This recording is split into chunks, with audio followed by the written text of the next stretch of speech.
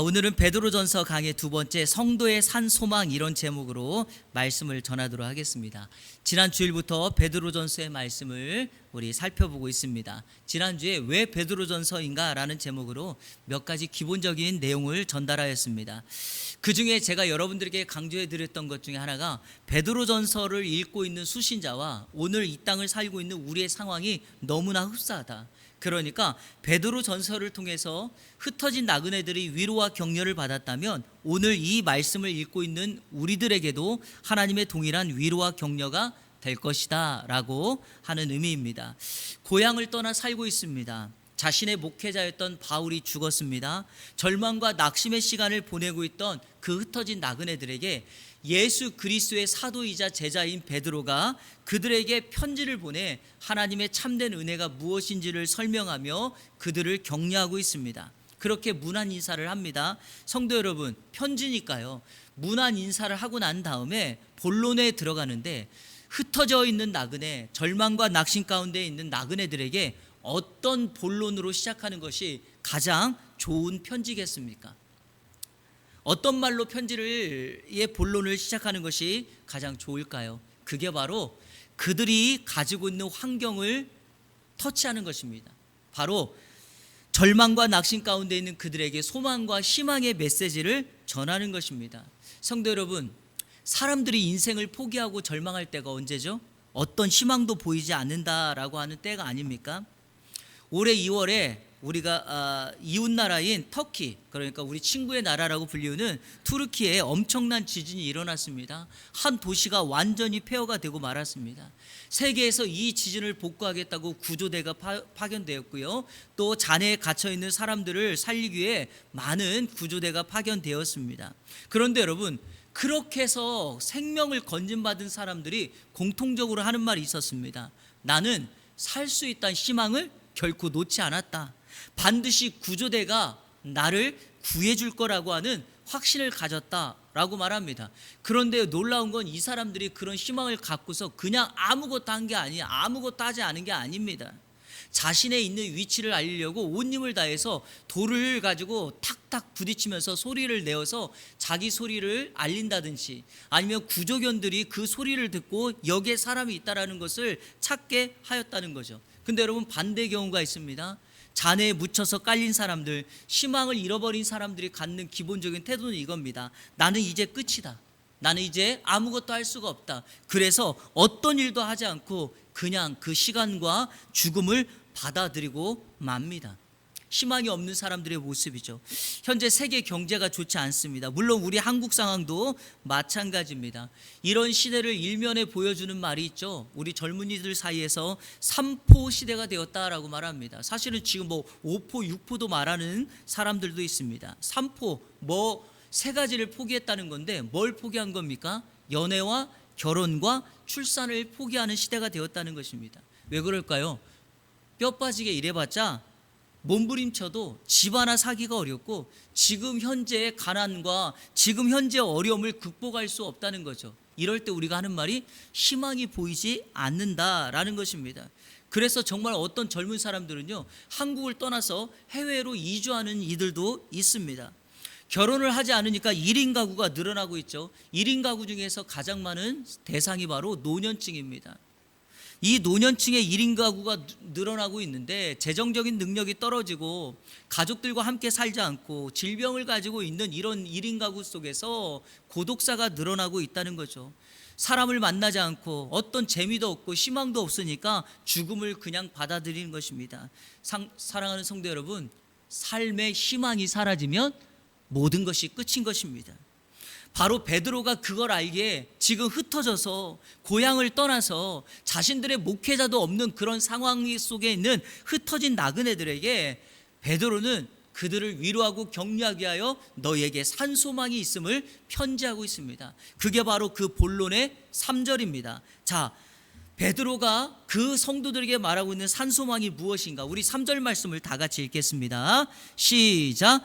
우리 주 예수 그리스도의 아버지 하나님을 찬송하리로다. 그의 많으신 긍휼대로 예수 그리스도를 죽은 자 가운데서 부활하게 하심으로 말미암아 우리를 거듭나게 하사 산소망이 있게 하시며, 성도에게 있는 산소망의 근거를 이렇게 소개합니다. 하나님께서 예수 그리스도를 죽은 자 가운데서 부활하게 하셔서 성도를 거듭나게 했다, 이렇게 말합니다. 여러분, 여기에서 말하는 근거가 내 편에 하나도 존재하지 않습니다. 그러니까 내가 가지고 있는 힘, 내가 가지고 있는 지식, 능력, 이런 것들로 소망을 갖는 것이 아니라 하나님께서 예수 그리스도, 그분을 우리를 위하여 제물로 보내주시고 우리의 죄 문제를 해결하셔서 십자가에 죽이셨는데, 하나님께서 그 예수 그리스도를 3일 만에 살아나게 하셔서 그 예수님의 부활이 우리에게 또 다른 부활의 소망을 갖게 했다라고 말씀합니다. 원래 우리라고 하는 존재가 죄인이었으며 우리는 날 때부터 사망을 향하여 나아가는 존재일 뿐이었습니다. 자, 우리 바울 사도가 그 상태를 이렇게 소개합니다.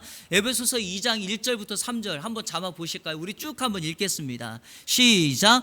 그는 허물과 죄로 죽었던 너희를 살리셨도다. 그때 너희는 그 가운데서 행하여 이 세상 풍조를 따르고 공중의 권세 잡은 자를 따랐으니 곧 지금 불순종의 아들들 가운데서 역사하는 영이라. 전에는 우리도 다 그 가운데서 우리의 욕심을 따라 지내며 육체와 마음에 원하는 것을 하여 다른 이들과 같이 본질상 진노의 자녀였더니, 한마디로 정의합니다. 예수 만나기 전에 우리의 상태, 본질상 진노의 자녀였다. 어떤 희망도 없습니다. 그런데 여러분, 오늘 베드로가 3절에 이렇게 말합니다. 하나님의 많은 긍휼로 그분의 자비하심이 우리에게 예수 그리스도를 보내주어 예수 그리스도를 우리가 믿으면 그 예수님의 부활 소망이 우리에게도 동일하게 임하여서 어떻게 된다고요? 생명과 영원한 삶을 사는 산소망을 갖게 한다라고 말씀합니다. 여러분, 이것은요 어떤 대상이나 신분에 상관없습니다. 가난하든 부하든 상관없습니다. 건강하든 건강의 좋지 않든 상관없습니다. 예수 그리스도를 믿는 순간 우리는 그 주님과 함께 부활의 산소망을 갖고 이 땅을 살아가게 될 줄로 믿습니다. 그러므로 여러분, 베드로가 이렇게 말하고 있습니다. 너희 그 소망만 가지고 있다면 결코 너희가 이 예루살렘이 아닌 이방에 흩어져 살고 있을지라도 하나님이 너희를 떠나지 않아 너희는 하나님의 자녀로서 생명 부활의 그 나라에 임하게 될 거야 라고 말하고 있습니다. 이 산소망을 가지고 살아가는 저와 여러분 되기를 주님의 이름으로 축원합니다.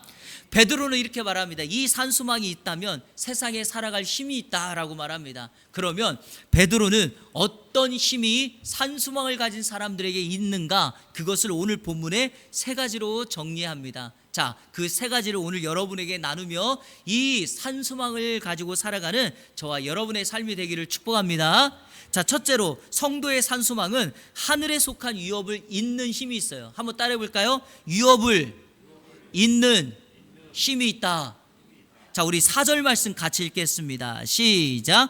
썩지 않고 더럽지 않고 쇠하지 아니하는, 아멘, 유업을 잊게 한다고 말합니다. 여러분, 이 유업이라는 말이 성경에 유산 또는 기업, 유업 이런 식으로 쓰지만 원문을 정확하게 번역하면 이건 상속이라고 하는 것입니다.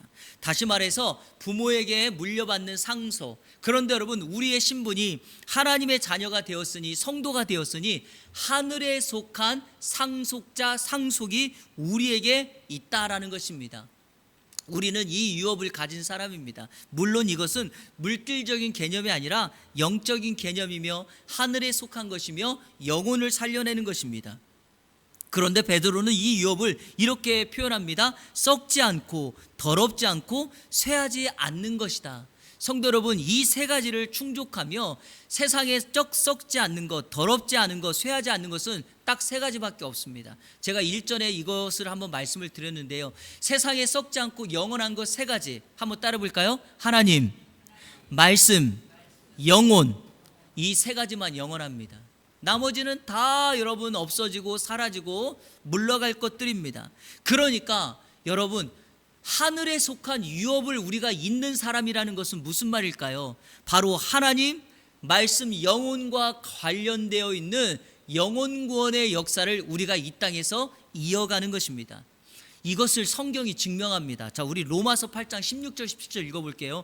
성경이 정확하게 예수 그리스도를 믿는 사람이 어떤 대상인가를 우리에게 설명하는데, 제가 한번 읽겠습니다. 16절 17절. 성령이 친히 우리의 영과 더불어 우리가 하나님의 자녀인 것을 증언하시나니, 자녀이면 또한 상속자 곧 하나님의 상속자요 그리스도와 함께한 상속자니, 우리가 그와 함께 영광을 받기 위하여 고난도 함께 받아야 할 것이니라. 무슨 말씀입니까? 우리가 뭐가 되었다고요? 하나님의 상속자. 그러니까 하늘에 속한 이 유업을 잇는 사람이 되었습니다. 그런데 베드로가 흩어진 나그네들에게 너희들이 이 땅에서 산소망을 가지고 살아간다면 하늘에 속해 있는 그 유업을 너희가 이을 수 있는 힘과 근거가 될 것이다. 자, 여러분 5절 말씀, 오늘 베드로전서 1장 5절 말씀 한번 읽어볼까요? 하나님이 우리를 이렇게 도우십니다. 시작. 너희는 말세에 나타내기로 예비하신 구원을 얻기 위하여 믿음으로 말미암아 하나님의 능력으로 보호하심을 받았느니라. 하나님의 능력에 뭐요? 보호하심으로. 하나님이 우리를 보호하신대요. 그런데 여기에 중요한 단어가 하나 숨어 있죠. 언제까지요? 말세에. 우리 주님이 이 땅에 다시 오시는 그날까지 우리가 하나님의 상속자로 산소망을 가지고 그 위협을 이어갈 때 우리 주님의 능력이 저와 여러분들을 안전하게 보호하신다 약속하고 있습니다. 이번 한 주간 이 하나님의 보호하심으로 하나님의 하늘에 속한 위협을 이어가는 저와 여러분의 삶이 되기를 주님의 이름으로 축원합니다. 둘째로, 성도의 산소망은요, 시험을 이기는 힘이 됩니다. 한번 따라볼까요? 시험을 이기는 힘이 된다. 자, 우리 6절 말씀 같이 읽겠습니다. 6절 시작. 그러므로 너희가 이제 여러 가지 시험으로 말미암아 잠깐 근심하게 되지 않을 수 없으나 오히려 크게 기뻐하는도다. 아멘. 베드로 사도는 성도가 세상에서 당면하는 시험을 두 가지의 특징을 소개합니다. 하나는, 첫 번째는 이 시험이 일괄적으로 오지 않고 여러 가지라는 겁니다. 여러분, 시험은 다양합니다. 제가 야고보서 강의할 때 똑같은 말씀을 야고보서가 말하죠. 너희가 여러 가지 시험을 당하거든 온전히 기쁘게 여기라고 말했던 것처럼 베드로 사도도 우리의 시험이 다양하다, 여러 가지다라고 말합니다. 왜냐하면 사람마다 시험이 똑같이 오지 않습니다. 어떤 사람은 물질, 어떤 사람은 건강, 자녀 문제, 인간관계, 신앙 문제, 정말 말할 수 없는 여러 가지 다양한 시험들이 옵니다. 그리고 지금 이 편지를 읽고 있는 흩어진 나그네들도 여러 가지 시험을 당하고 있다. 자, 두 번째, 이 시험의 특징이 뭐냐? 잠깐만 근심하게 된다는 거예요. 성도 여러분, 세상에서 우리가 당하는 시험은요, 잠깐만 근심해야 합니다. 이유가 있습니다. 왜 그럴까요? 이 시험은 곧 사라지기 때문이고, 언제든지 성도가 당면하는 시험은 반드시 해결 방안이 있습니다. 해결하지 못할, 풀 수 없는 시험은 하나도 없다. 그러니 베드로는 시험을 당할 때 잠깐만 근심하고 반대로 도리어 크게 기뻐하라고 말합니다. 여러분에게 시험이 찾아올 때마다 절망하고 낙심하고 하늘이 꺼지는 듯한 이런 어려움을 당한다면 그건 성도의 바른 자세가 아닙니다. 우리에게는 시험이 계속 올 거예요. 이 세상을 떠나 하나님 나라에 갈 때까지 이 세상에 머물러 호흡하는 동안에는요, 계속해서 시험이 올 것입니다. 하지만 그 시험을 잠깐만 근심하고요, 도리어 우리는 기뻐해야 합니다. 왜냐하면 그 시험을 통해서 베드로 사도가 이렇게 말합니다. 너희의 믿음이 단련되고 믿음이 증명될 것이다. 그것을 베드로가 7절에 지금 말하고 있습니다. 자, 우리 7절 말씀 읽을 텐데요, 제가 조금 이해를 쉽게 하기 위하여 세번역 성경으로 올려놓았습니다. 우리 같이 한번 읽을까요? 시작. 하나님께서는 여러분의 믿음을 단련하셔서 불로 단련하지만 결국 없어지고 마는 금보다 더 귀한 것이 되게 하시며 예수 그리스도께서 나타나실 때에 여러분에게 칭찬과 영광과 존귀를 얻게 해 주십니다. 아멘. 여러분, 이 말씀을 믿으십니까? 시험은요, 우리의 믿음을 단련하여 금보다 더 귀한 것이 될 것이고 결국에 우리는 하나님께 칭찬을 받게 될 것이며 하나님의 영광, 하나님의 살아계심을 드러내는 도구가 될 줄로 믿습니다. 지난달 8월 3일에 김희철 선교사님께서 태국으로 들어가셨습니다. 금요일 이틀 전에 선교 편지를 보내왔는데요. 태국에 머문 지 한 달 동안 어떻게 정착을 하였고 어떻게 사역을 지금 시작하고 있는지 편지를 보내왔습니다. 홈페이지에 올려놓았으니까 자세한 내용은 여러분들 읽어보시고 기도해 주시길 바라고요. 제가 편지를 쭉 읽으면서 오늘 설교와 연결되는 점이 있어서 여러분에게 소개를 하려고 합니다. 김희철 선교사님에게는 세 자녀가 있습니다. 3남매. 여러분 이번 여름 성경학교 때 우리 그 3남매가 성경학교 같이 참석했죠. 그리고 둘째와 셋째는 이튿날까지 같이 참석을 했습니다. 자, 그 성교 편지에 셋째 준성이에 관련된 스토리가 있었습니다. 제가 여러분의 이해를 돕기 위해서 편지에 있는 내용 그대로를 여러분에게 읽어드리도록 하겠습니다. 막내 준성이는 며칠 전에 교통사고를 당해 병원에 가서 엑스레이를 찍고 치료를 받았는데 너무나 감사하게도 뼈에는 이상이 없어 주님께 너무나 감사를 올려드렸습니다. 동네에서 자전거를 타다가 픽업 트럭과 충돌하여 트럭 바퀴 밑으로 들어가 타이어가 그러니까 바퀴가 다리를 밟고 지나갔다고 하는데 놀랍게도 멍이 들고 살갗이 까진 것 외에는 아무 이상이 없었습니다. 주님께서 지키시지 않으셨으면 어떻게 이런 일이 있을 수 있었겠습니까? 기적 같은 일입니다. 태국 형제 자매들과 놀라우신 주님의 은혜를 찬양했습니다. 여러분 어떤 생각이 드십니까? 후원교회도 끊겨서 더 이상 재정적인 지원을 많이 받을 수도 없습니다. 그리고 지금까지 함께 사역했던 선교단체와도 결별하여 선교사님이 결단하고 태국 현지인들과 함께 살면서 그곳에 교회를 개척하겠다고 들어갔습니다. 이렇게 자신에게 가지고 있는 선교사 이외에 하나님의 상속자라고 하는 이 정체성, 그리고 이 예수 그리스도로 인한 산소망을 가지고 다시금 선교의 현장으로 나아갔더니 하나님께서 그에게 사역을 진행할 수 있는 힘이 되어 주셨던 것입니다. 어떤 사건으로요? 아들 준성이의 사건으로요. 그 아들이 자전거를 타다가 트럭에 깔렸음에도 불구하고 어떻게 됩니까? 멍만 들고 살갗만 까지고 더 이상 어떤 어려움도 당하지 않았다는 것입니다. 이 사건으로 이 선교사님 부부에게는 믿음이 더욱더 단련되어 하나님의 영광, 하나님의 보호하심을 보게 될 것입니다. 그리고 여기에서 분명하게 말하고 있지 않습니까? 태국의 형제와 태국의 자매들이 그 사건을 보면서 하나님의 놀라운 은혜를 찬양했다고 말합니다. 나의 믿음의 성장과 어떤 시험과 고난 속에서도 그거를 이겨내는 나의 믿음이 사람들에게 뿐만 아니라 하나님께는 칭찬과 영광과 존귀를 얻게 되는 놀라운 은혜가 임하게 될 줄로 믿습니다. 사랑하는 성도 여러분, 한 주간 이 은혜가, 동일한 은혜가 우리 모든 성도님들에게 임하기를 주님의 이름으로 축원합니다. 마지막 셋째로 성도의 산소망은 예수님을 사랑하고 알아가는 힘이 돼요. 한번 따라 볼까요? 예수님을 사랑하고 예수님을 알아가는 힘이 된다.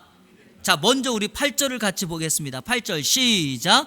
예수를 너희가 보지 못하였으나 사랑하는도다. 이제도 보지 못하나 믿고 말할 수 없는 영광스러운 즐거움으로 기뻐하니. 성도 여러분, 세상은 지금도 우리에게 이런 말합니다. 너희들이 예수 믿고 너희들이 하나님 믿는데 그 하나님을 나에게 보여줘라. 그러면 내가 교회 다니겠다, 내가 예수 믿겠다라고 말합니다. 그러나 아이러니하게도 하나님은 육신의 눈으로 볼 수 있는 대상이 아닙니다. 그럼에도 불구하고 하나님은 살아계신 분입니다. 믿으십니까? 하나님은 지금도 하나님 보좌 우편에서 이 세상을 자기 발 아래 복종시키며 통치하시며 만물을 다스리시는 만왕의 왕인 줄로 믿습니다. 바로 우리가 이 산소망을 가질 때 육신의 눈으로 볼 수 없는 그 하나님을, 예수 그리스도를 더욱 사랑하게 될 줄로 믿습니다. 여러분, 예수님의 얼굴 보신 적이 있습니까? 어떤 학자가 이런 재미난 이야기를 했어요. 자, 사진 한번, 첫 번째 사진 보실까요? 우리가 종종 예수님의 얼굴을 보는 사진이죠.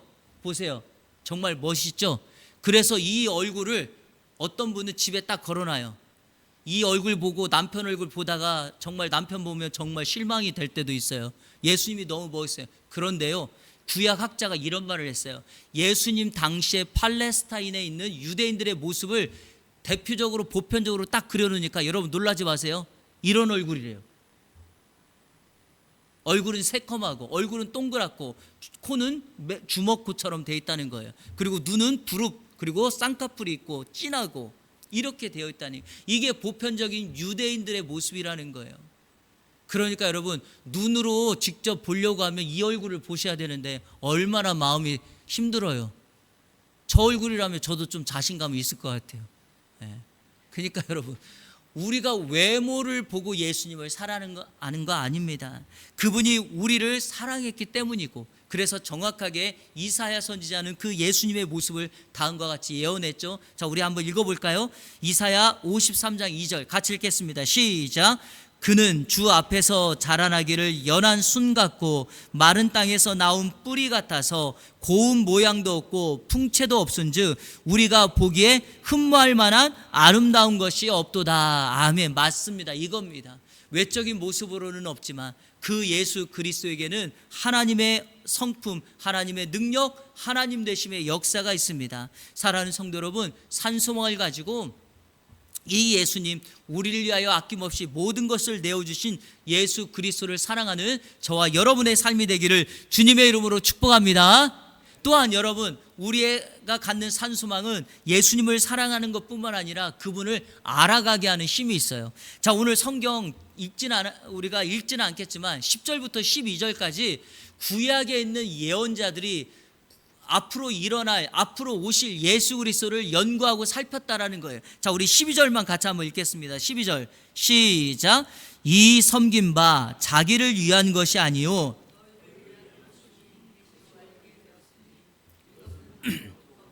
성령을 힘입어 복음을 전하는 자들로 이제 너희에게 알린 것이요 천사들도 살펴보기를 원하는 것이라. 아멘. 여러분, 예수 그리스도를 아는 것이 이렇게 중요해요. 천사도 흠모할 정도로. 왜냐? 예수를 아는 만큼 우리는 사랑하게 돼 있어요. 내가 사랑하면 그 대상을 알고 싶은 거죠. 그러니까 내가 그 하늘에 간직한 산소망을 가졌다면 우리의 믿음의 대상이신 예수 그리스도를 더 알아가고 그분을 향한 지식을 쌓아가는 저와 여러분의 삶이 되기를 축복합니다.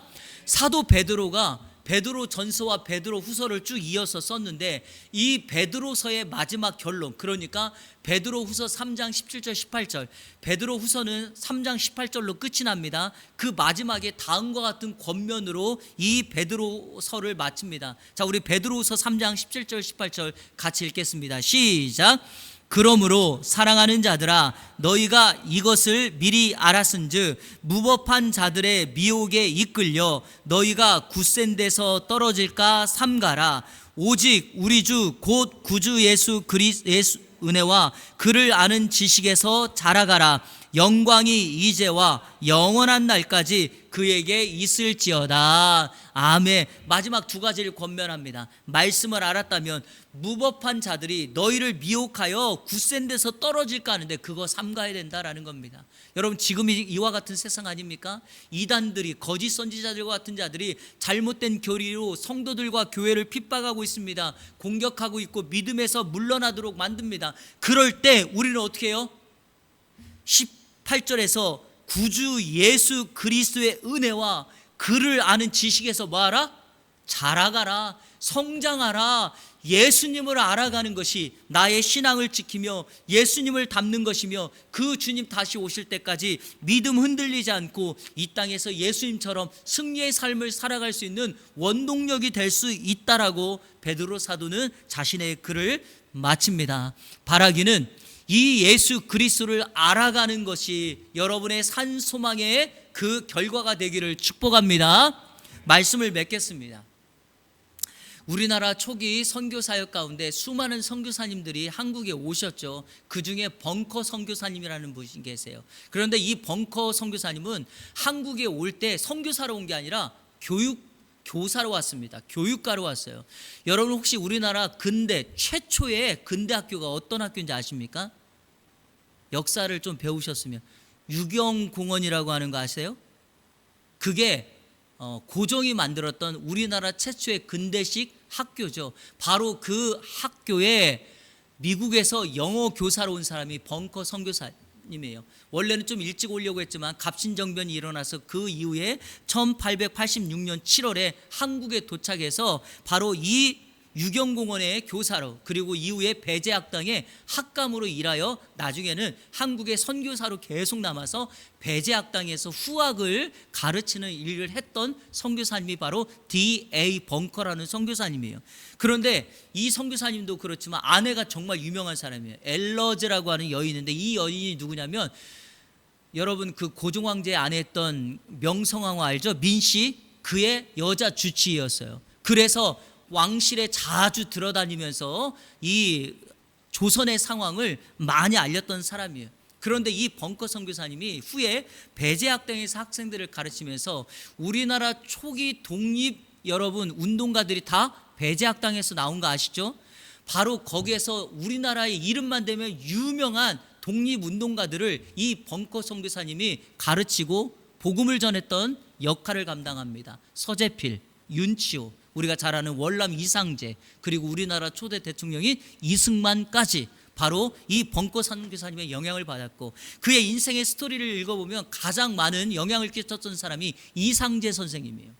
이 이상제 선생님은 원래 크리스찬이 아닌데 감옥에 갇히게 됐어요. 그런데 이 벙커 선교사님이 미국 사람이니까 일본 사람들에게 이야기를 해서 감옥의 여러 문화를 열고, 특별히 선교사님이 자유롭게 오고 갈 수 있도록 했는데 그들에게 책도 넣어주고 그랬을 때 이 벙커 선교사님이 이상제에게 성경책을 전달해주고 일주일에 한 번, 두 번씩 와서 예배를 드릴 때마다 이상제에게 복음을 전해요. 그 이상제 선생이 감옥에서 예수를 믿고 변화되어 우리나라의 월남 이상제 선생의 젊은 청년들의 위대한 지도자가 되었다라는 것입니다. 그런데 이게 중요한 게 아니에요. 그렇게 많은 사람들에게 배제학당에서 말씀을 가르치며 청년들을 깨우쳤던 그는 복음과 함께 한국 독립을 위하여 일했던 선교사님이 되었는데, 그가 노령이 되어서 미국으로 돌아갑니다. 그리고 1932년 11월 그의 나이 80세가 되었을 때 생을 마감하게 되는데, 그의 마지막 유언이 뭐였냐? 이거예요. 나의 유고를 미국 땅이 아니라 한국 땅에 묻어달라, 이렇게 유언을 하고 죽어요. 그래서 5개월이 지났을 때 이 벙커 선교사님의 유고를 가지고 와서 우리가 잘 아는 합정동에 있는 양화진 선교사 묘역에다가 그 선교사님의 묘를 그 아내분과 합장해서 딱 묘비를 지금 만들어 놓았어요. 제가 오늘 설교의 결론으로 드리고 싶은 말은 그 벙커 선교사님의 묘비에 다음과 같은 글이 남겨져 있어요. 이렇게 기록되어 있어요.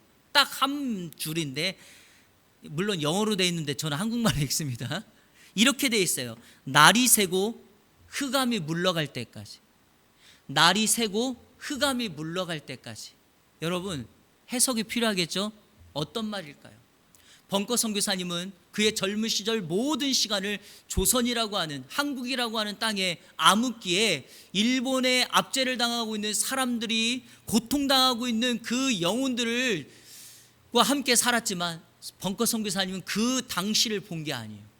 예수 그리스도의 복음이 그들에게 들어가서 그들이 변화되어 민족의 지도자가 되기 시작하면 그들이 이 땅을 독립의 나라로, 밝은 빛의 나라로, 살기 좋은 나라로 만들 수 있다는 것을 그는 본 거예요. 그래서 반드시 날이 새면, 해가 뜨면 흑암은 물러간다. 다시 말해서 조선을 억압하고 있는 사단의 권세들이 멍에를 풀고 예수 그리스도의 밝은 빛이 이 땅 가운데 비칠 것이라고 하는 것을 그는 본 거예요. 그래서 그가 마지막 유언에 이렇게 한 거예요. 나의 유고를 이곳이 아니라 그 새 희망과 새 소망을 가진 그 땅에 나를 묻어달라고 그가 결론적으로 말한 것입니다. 바라기는 우리 예수 그리스도 이 땅에 다시 오시는 그때, 오늘 베드로 사도가 흩어진 나그네들에게 말하고 있는 것처럼 칭찬과 영광과 존귀를 얻는 우리 이 안에 모든 성도님들 되시기를 우리 주 예수 그리스도의 이름으로 축원합니다. 우리 시간에 결단의 찬양 드리겠습니다. 여러분, 우리 주님 다시 오십니다. 그때 우리는 소망을 가지고 살아가며 그분의 오심을 이렇게 맞이해야 됩니다. 마라나타, 아멘 주여, 아멘 주 예수여 오시옵소서. 여러분, 두렵고 떠는 것이 아니라 그분의 오심을 기다리는 우리가 되기를 축복합니다. 같이 고백하며 찬양합니다. 마라나타 주 예수여, 마라나타 주 예수여, 어서 오시옵소서. 땅의 모든 끝, 모든 족속 주를 찬송하게 하소서. 마라나타 주 예수여, 어서 오시옵소서.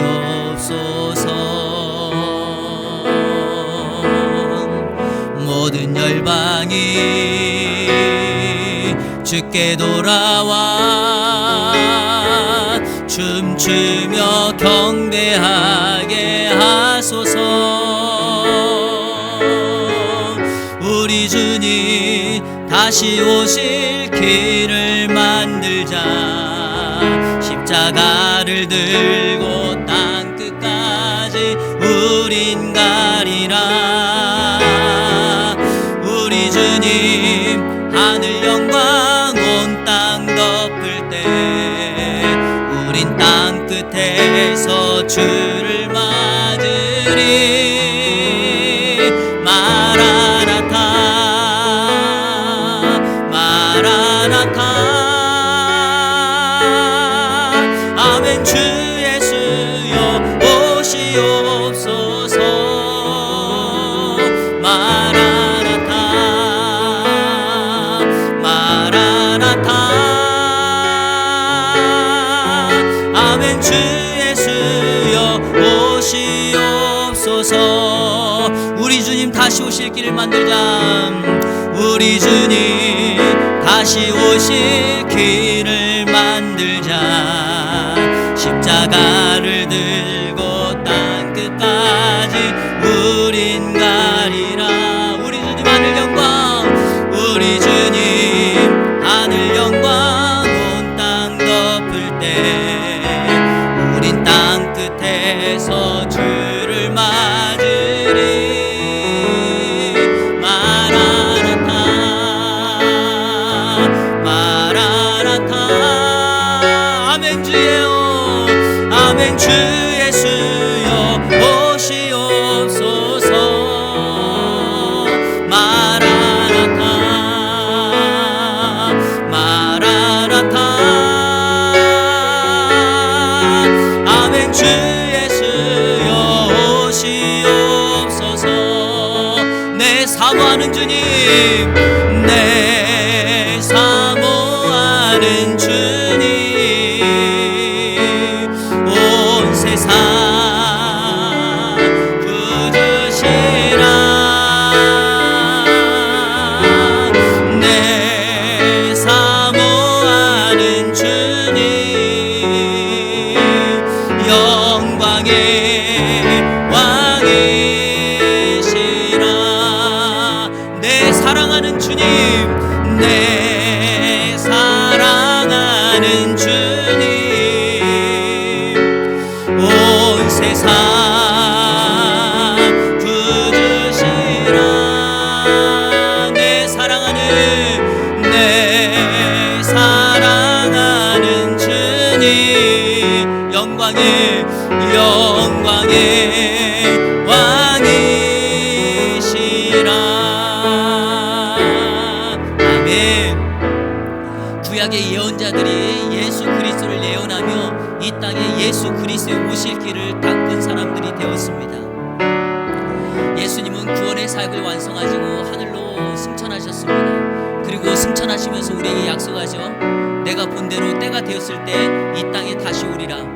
여러분, 그것을 믿으신다면 오늘 우리가 찬양했던 것처럼 우리 주님 다시 오실 길을 우리가 만드는 사람, 구약의 예언자들이 예수 그리스도를 연구하고 살펴서 보았던 것처럼 우리 또한 이 땅에서 산 소망을 가지고 그분의 다시 오심을 기다리며 그분의 오실 길을 만드는 사람이 되어야 할 줄로 믿습니다. 그래서 우리는요, 웨이 메이커, 길을 만드는 사람, 그것이 하나님의 역사이지만 그 하나님을 따르는 우리가 또 다른 길을 만들어 주님의 오실 길을 예비하는 사람인 줄로 믿습니다. 그러기에 여러분, 이번 한 주간 하나님의 상속자로 산소망을 가지고 살아가십시오. 유업을 이으시고요, 어떤 시험이 와도 거뜬히 이겨내고 여러분의 믿음을 증명하십시오. 그리고 그 산소망을 가지고 예수님을 사랑하고 예수님을 더 알아가는 일에 헌신하는 우리가 되기를 소원합니다. 우리 이 시간에 기도할 때 하나님, 이 산소망 빼앗기지 않고 한 주간 동안도 이 산소망 붙들고 주님의 유업을 이어가고 시험을 견디며 주님을 더욱 사랑하는 사람 되게 하여 주옵소서. 마라나타 외치는 사람 되게 하여 주옵소서.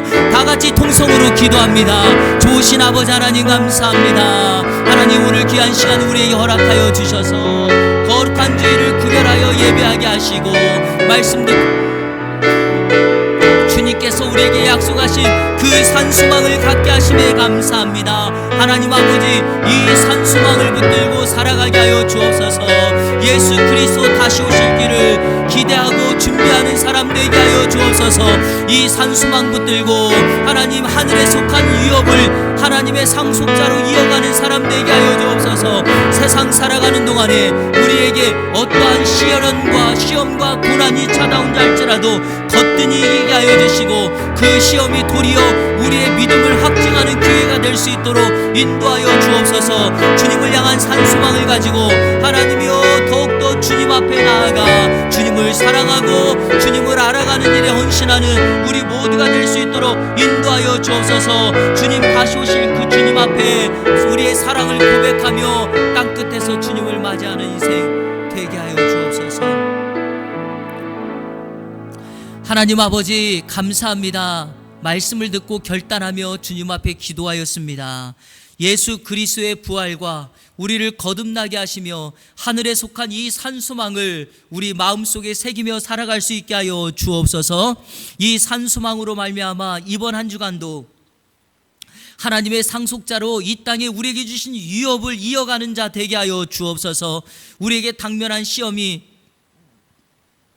크던 작던 여러 가지 다양한 시험이 찾아온다 할지라도 그것에 굴하지 아니하고 도리어 그것으로 우리의 믿음을 증명하고 하나님의 칭찬과 영광과 존귀를 받는 기회가 되게 하여 주옵소서. 우리의 가진 산소망으로 말미암아 이번 한 주간도 예수님을 더욱더 사랑하고 특별히 예수님을 알아가는 일에 힘써서 우리 주님 다시 오실 그때까지 주님의 오실 길을 기대하고 예비하고 만드는 사람 되게 하여 주옵소서. 예수 그리스도의 이름으로 기도하옵나이다. 아멘.